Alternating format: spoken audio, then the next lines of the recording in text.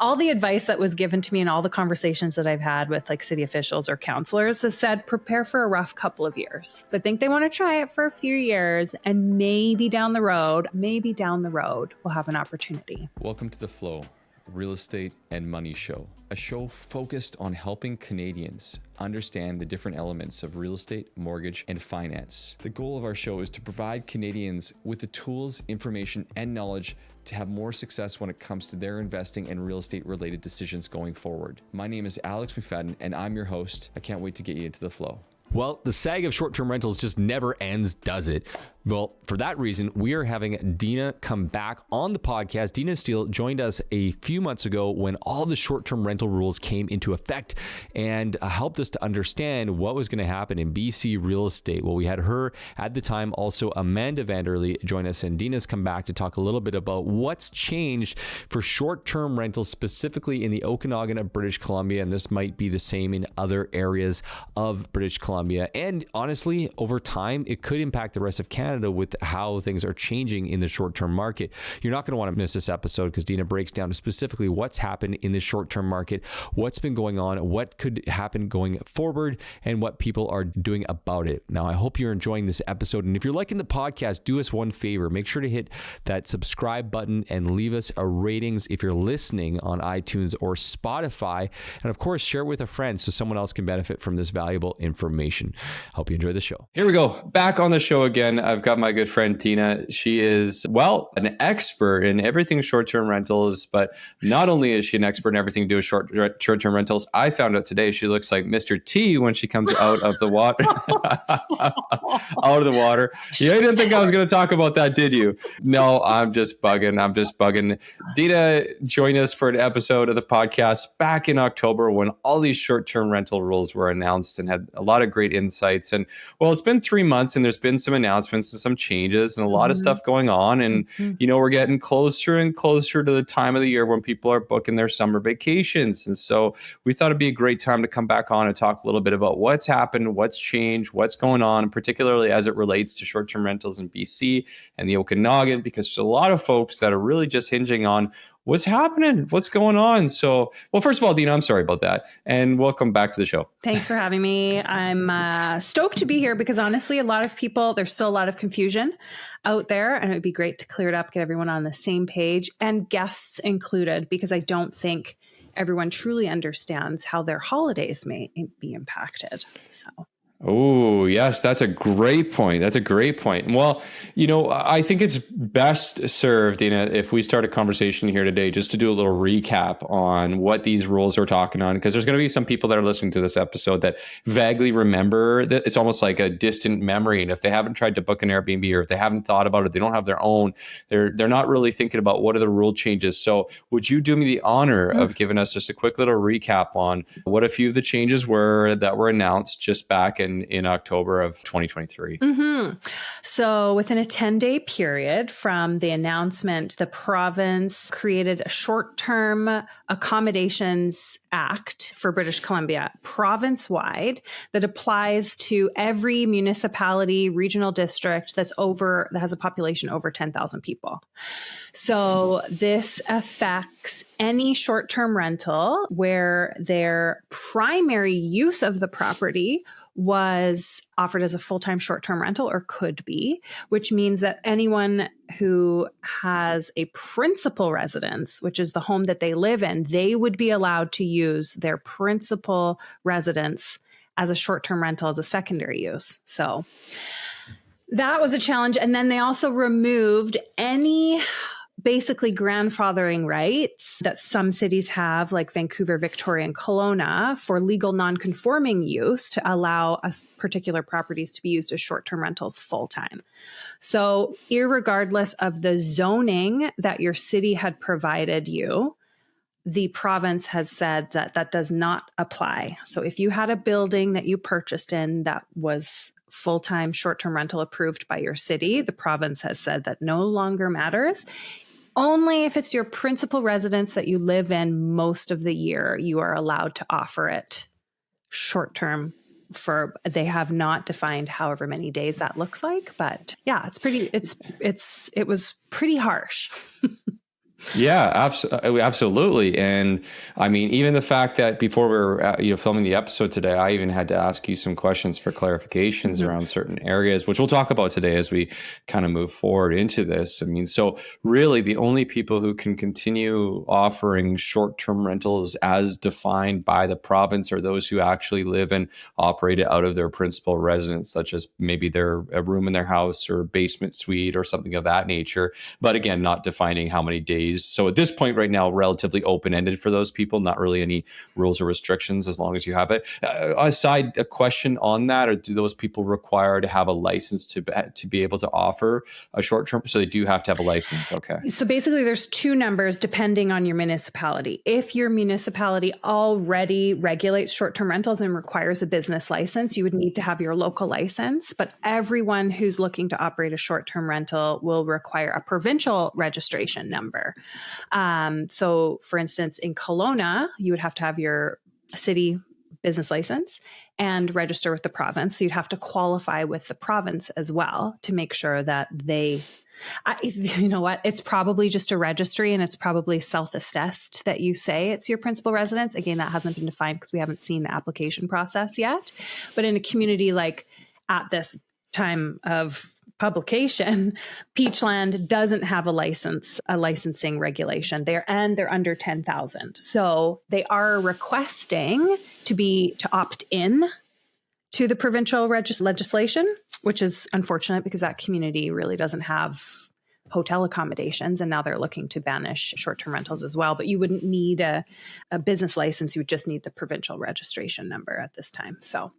Well, and you just kind of hit the nail right away on another thing, which I want to stop on for a quick second which is any town or city that is, as you mentioned, is a population of less than 10,000 does not have to follow these rules unless they quote unquote opt in. What is that opt in? Do you know what that opt in process is? Can the city fight it? Do the residents have any choice? What does that look like? It's up to city council. And I think you can actually opt in at any time of the year, but at this point, I know for the request to apply for an exemption, the deadline is February 28th for this coming season. The opt-in process is probably just a vote with council, and I'm assuming they would have to have a town hall or a city hall. I don't know the local government laws on that, but what the exemption process is, each city, so what's happening here in Kelowna, we are going to present a list of properties. So city staff will present a list of properties for council to consider. Now, council has to meet and discuss the reasons why they might want to present this. Then they either ask city staff to adapt the list, come back for approval, or say, yes, we love this list, send it off to the province, along with a housing needs assessment report, which is not just a simple, it's quite a package they have to provide to the province, as well as the consideration of vacancy rates. So a healthy vacancy rate in a community is considered under the province's eyes as 3% or more. Kelowna has not reached 3% vacancy rate since 2012, unfortunately, whereas West Kelowna currently has a vacancy rate of 3%, but the province wants 2 consecutive years of vacancy rate at 3% or more to consider an exemption. So that's another factor on top of this housing needs assessment report or the housing report that has to be submitted. So West Kelowna has 3%, whereas Kelowna is sitting at, I think, about 1.6 or 1.9 the last time I checked. Hopefully, I would love to see the CMHC report on Monday. There's no official date, but I'm assuming it'll probably be Monday. It's usually around this time of year we see the vacancy rates across Canada, which are reported annually.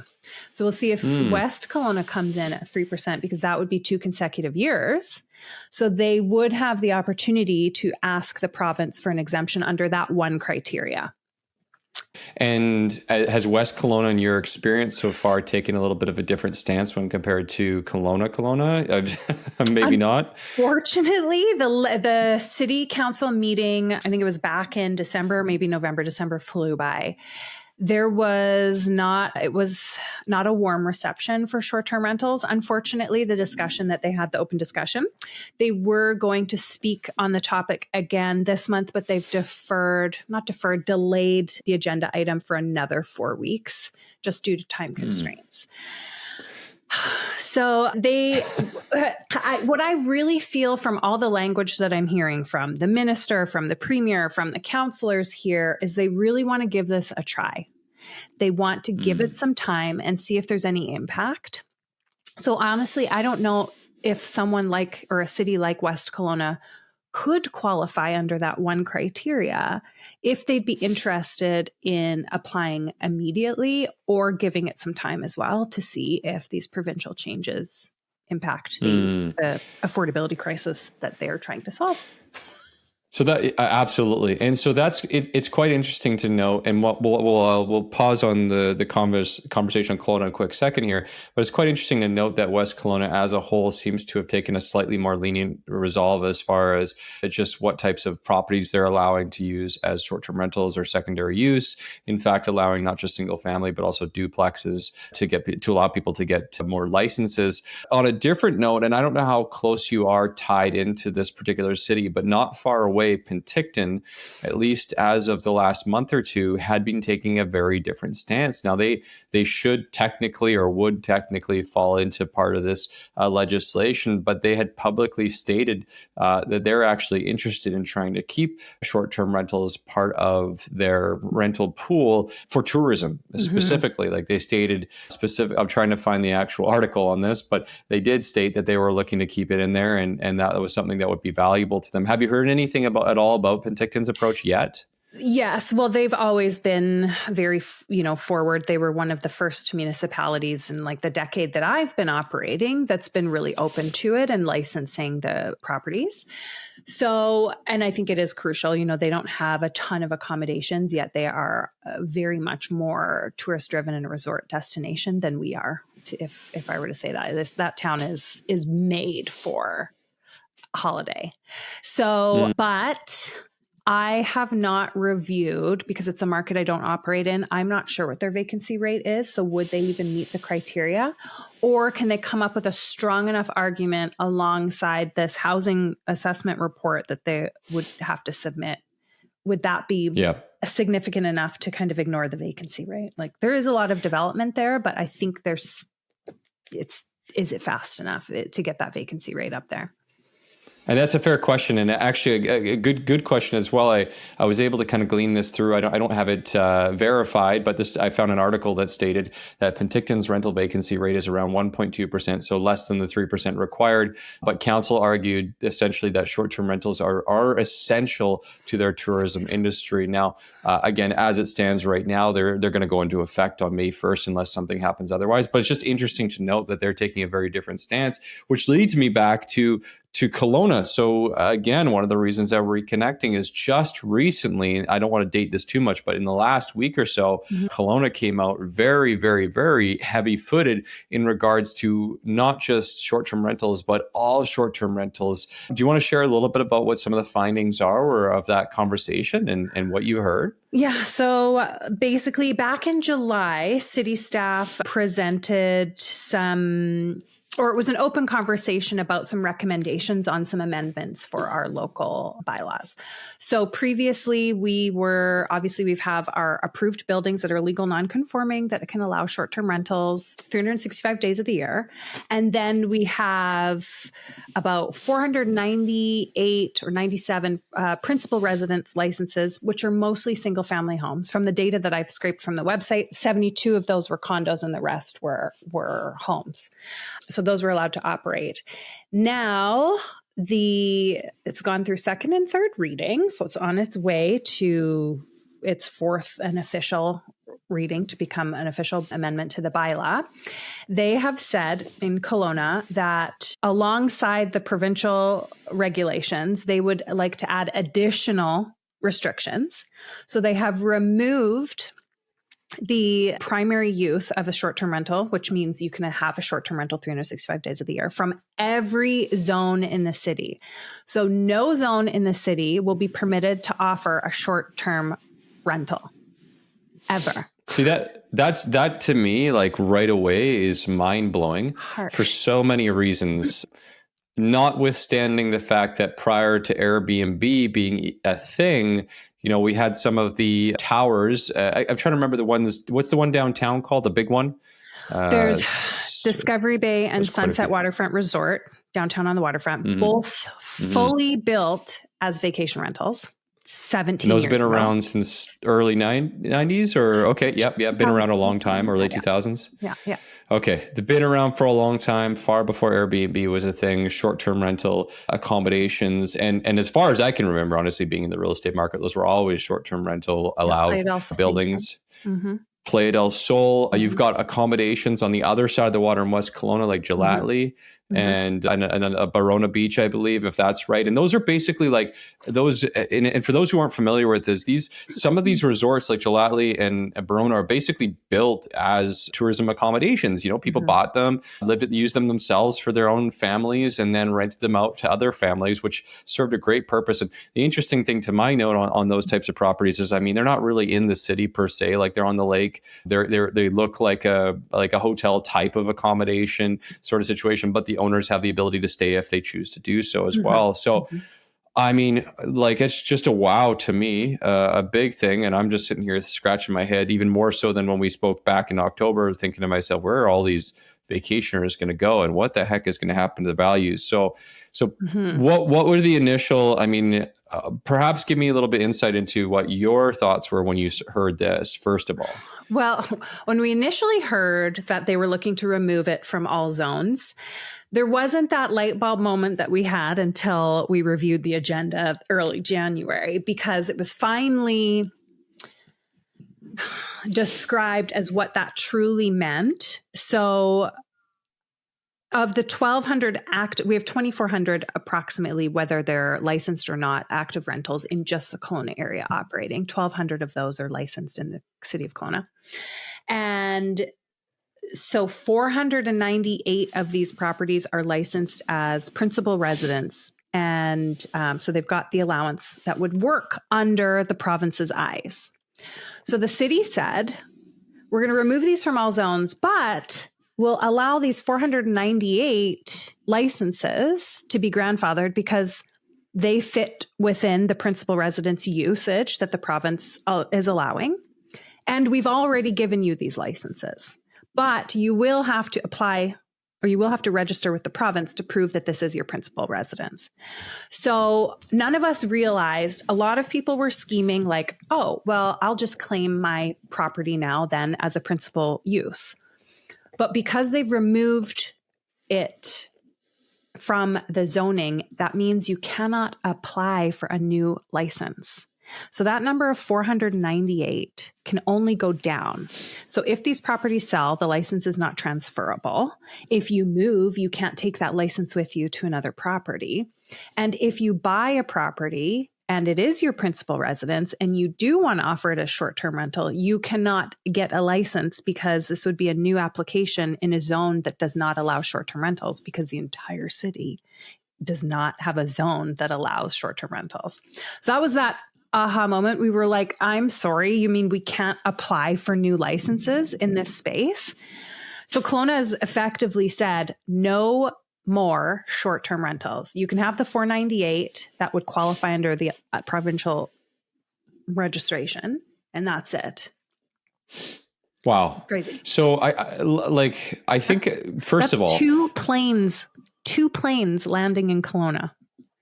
Yeah, it's a wild consider. I mean, Kelowna, we obviously know is a high tourism destination, specifically for anyone in the Western Canada, even people in Eastern Canada who make their way over for vacation. So we can see why short-term rentals have been a big thing here. And yes, in the last couple of years, we saw a monstrous explosion with Brooklyn and a few others of short-term rentals and so forth. So, like, no doubt there was going to be some backlash at that point. But not only has BC taken a stance, we've seen the federal minister, Christina Freeland, or whatever her name is, coming in hard on everything short-term rentals, taking away the ability to claim income taxes as expenses on these the expenses for your income taxes on these properties.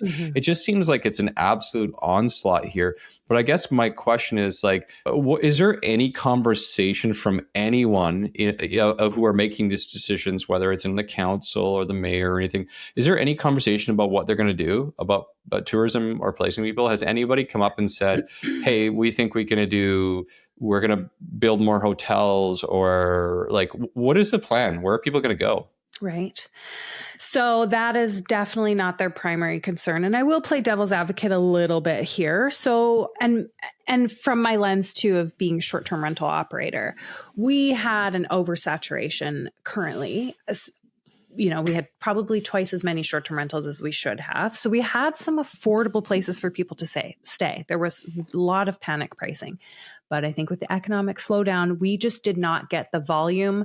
We had the people coming. They were coming for shorter stays, but they weren't spending enough. So we're seeing, BC-wide, they're saying about 50% of our restaurants are in the red. We've seen some, an institutional restaurant here shut down. Shocking news. We had another one closed just around the same time. Speaking with a lot of my partners, even just like the higher end home decor stores or a lot of service providers here said this year has been really rough. So I don't know if the lack of accommodations is really going to prove that this is impacting tourism this year anyways, just because it was just a rough year this past season.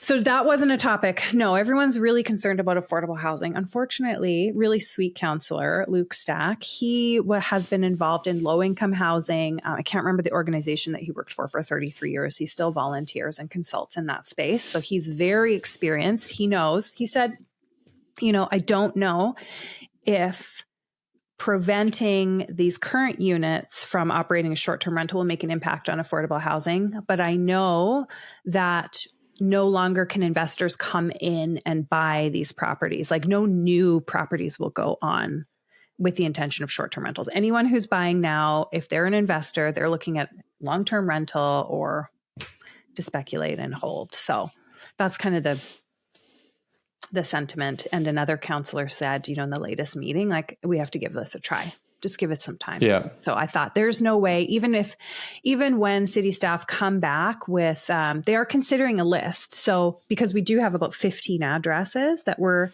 intentionally built as short-term rentals, they said, come back with the list. And yes, we'll consider it. But then it's ultimately up to the province. So it's kind of like the city's get out of jail free card, because I just don't think the province is going to be like, yeah, sure, let's renege on exactly what we just did. And yeah, we'll allow you, Kelowna, who's already suffering with affordable housing and a low vacancy rate, to have these back. So all the advice that was given to me and all the conversations that I've had with like city officials or counselors has said, prepare for a rough couple of years. So I think they want to try it for a few years, and maybe down the road, I don't think we'll ever see a 3% vacancy rate just because Kelowna is so desirable, but maybe down the road we'll have an opportunity. That puts a lot of people in a big pickle because of these new developments that are set to close, to complete. Fall 2024, these buildings have been these have been on the books with City of Kelowna. We've been talking about them since like 2017, 2018, buildings like Brooklyn and Aqua. And now these were the last buildings too, the final ones that had permission to operate as short-term rentals. And now they'll be completing this fall. And we have probably a little over 300 owners scrambling, looking like, what are we going to do? Not to mention the Aqua's Towers 2 and 3, which are set to close or complete 2025 and 2026. Like, it's crazy. So to clarify for our audience, these towers that were built and started being sold in 2022, is that right? Or 2021? 2021, I think, yeah. 2021, and we've got a few others that have come up. These were all brand new built units that were being sold and marketed as short-term rental capable. So when these properties were, and I don't know how familiar we're with the pricing, but I have a general idea. When these were sold, they were being sold at a premium, essentially stating that, we have proof that these buildings have sold for more. Here's the numbers. Here's the performance. I mean, I do recall that. I didn't buy any or have any clients buy any in those particular units, but no doubt that they were being sold at like almost as much as $100,000 or $150,000 premium when compared to other units. Is that right? Way more. I feel like way more. Because I was shopping at the same time, and Honestly, I remember exactly where I was when I remember Aqua's doors open because my phone was blowing up. People were like, I got one, or I'm in, or and so I'll just give you a few examples. So if you were to purchase around the same time, in one of the older buildings on the waterfront, which we use as a comparable when telling people like what kind of income we think that this particular unit at Aqua could make, they were selling around $650. And at Aqua, client that bought one of the juniors, 2-bed, 2-bath, I think it was about $850 in Tower 1, which is set back a little bit away from the lake. So at lake views, but it's just a little bit set back from there. So that one sold out in a heartbeat.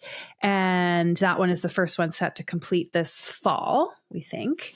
So yeah, those were huge premiums. Great locations though. It's right by the Hotel El Dorado, super sandy beach. It's in a commercial tourist zone area, but it's a high density area. Fantastic location, premium building, great developer.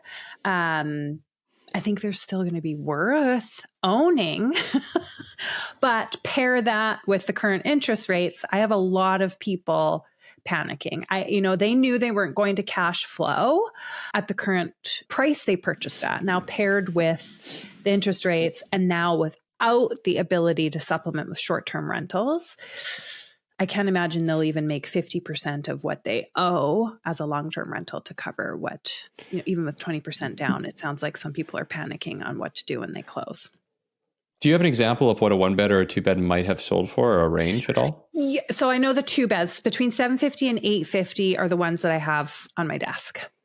In Caban, I have a 2-bed, 2-bath, top floor, $1 million. Not even that wasn't a lake view. What would a unit like? They're beautiful units, supposed to be beautiful. They're right on the beach. The premium location. What would these rent for long term for these people? Long term, unfurnished. We have got a lot on the market. Even though the vacancy rate's low, the vacancy rate's actually quite high. I have been watching prices drop month over month, and I would say you'd be lucky to get 3,500 probably. We're seeing the newer ones around 28. I just had an alert yesterday. Another one dropped down to 2,600. It's just been sitting there forever. These are brand new units. So Aqua will go for a premium for sure, but unfurnished, yeah.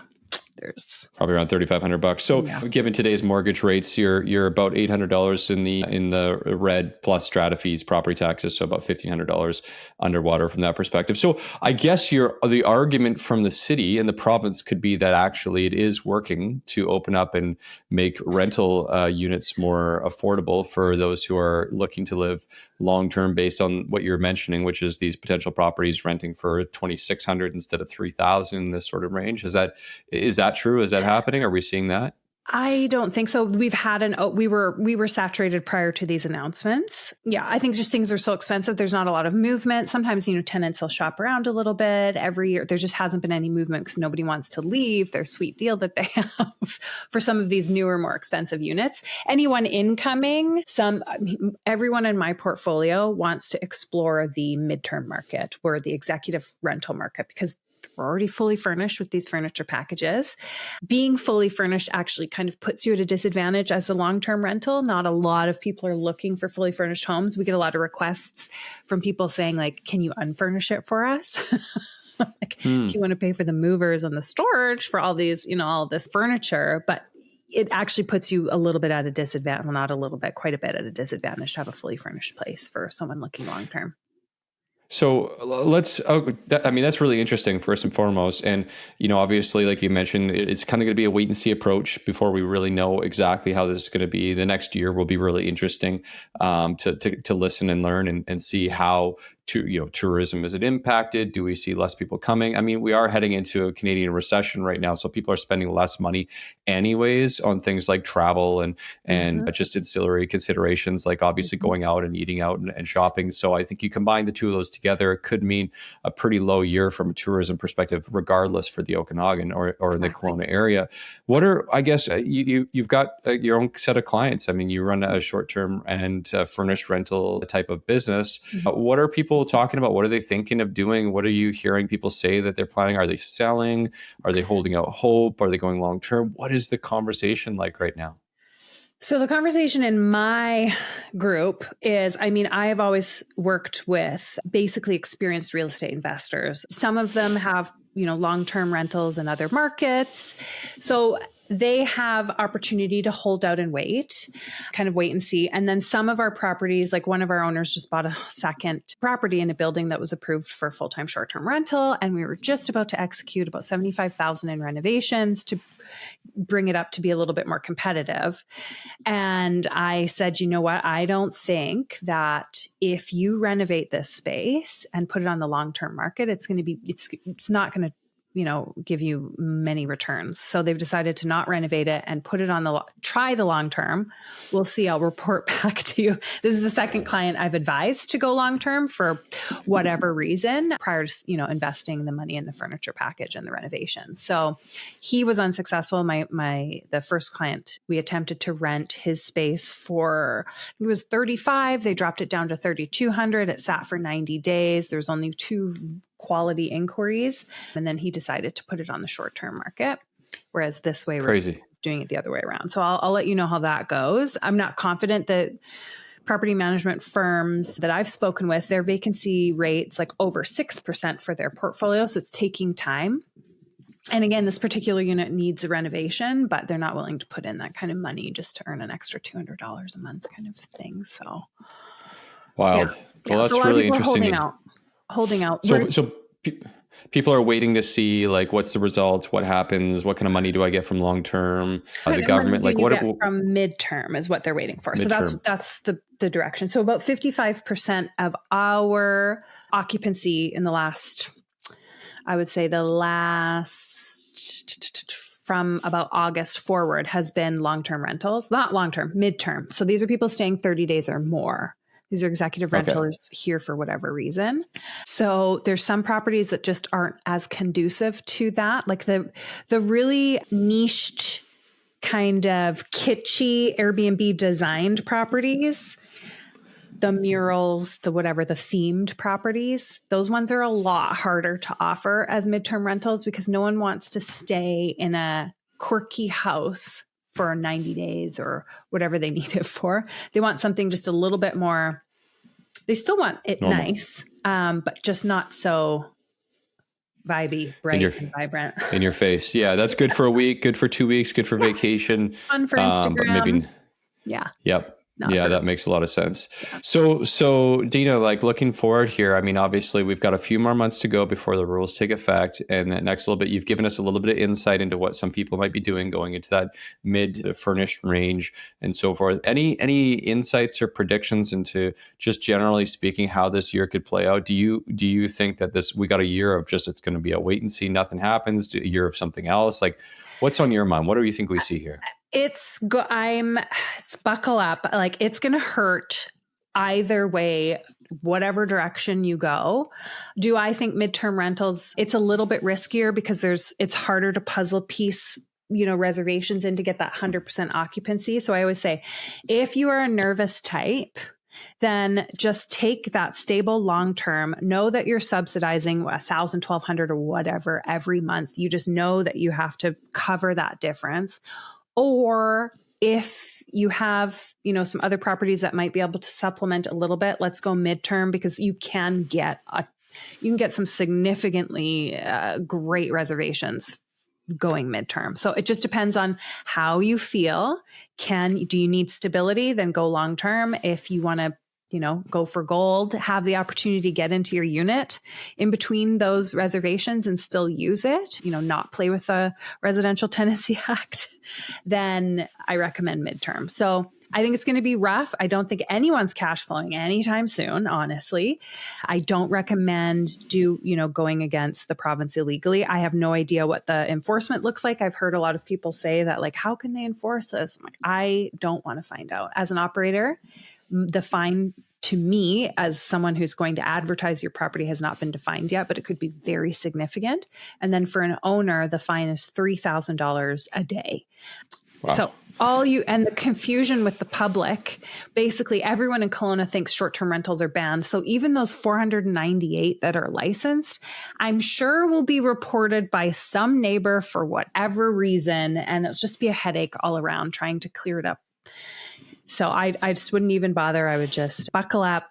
I think Kelowna is a fantastic place to hold an investment. So if you can, there's multiple ways to earn on a property, not just cash flow on rent. So I'm assuming everyone listening knows that. And Kelowna is a fantastic market. So just hang in there if you can. I don't think I think there is a future. The question mark is where and what does that look like and so forth. But I would say that's some great insights. Appreciate you going deep into that, because again, so many people just it's unknown, unsure, don't know who they're talking to and so forth. And so there's been awesome information there. I'm gonna cap it because you gotta go and enjoy the rest of your day. Plus, more importantly, you got a trip to Mexico coming up real quick. So I hope you go and enjoy the heck out of that. Try not to tell anyone I take vacations. Right. We don't do that around here. Yeah, we don't do that. Remember that. Yes, absolutely. Always on Instagram world. But if you do want to check out what Deana's got going on, it's Keys to Kelowna on Instagram. You can find her on there, except for next week, in which she's going to turn it off and enjoy swimming with manatees. You can usually find her on there, and she could probably help answer some questions about your rental, or you can inquire with her about some support. Thank you so much for popping on. Appreciate you, and look forward to the next one. Thanks for having me. And just everyone, I'm keeping my units in Kelowna. So that's where I stand. There we go. Awesome. Thank you, my friend. Okay, talk soon. That was an unreal episode of The Flow. I hope you enjoyed it as much as I did on my side right here. If you haven't already done so, make sure to check out all of the incredible resources that we have available. You can find us on Instagram at Flow Mortgage Co. You can find us on our website, getflowmortgage.ca. And of course, don't forget our free first-time homebuyer masterclass that's currently available on our website for anyone who listens to the episodes. And if you loved what you listened here today, the only thing that we ask for is to share this with someone else that you think this could help. And hey, maybe leave us a great review online.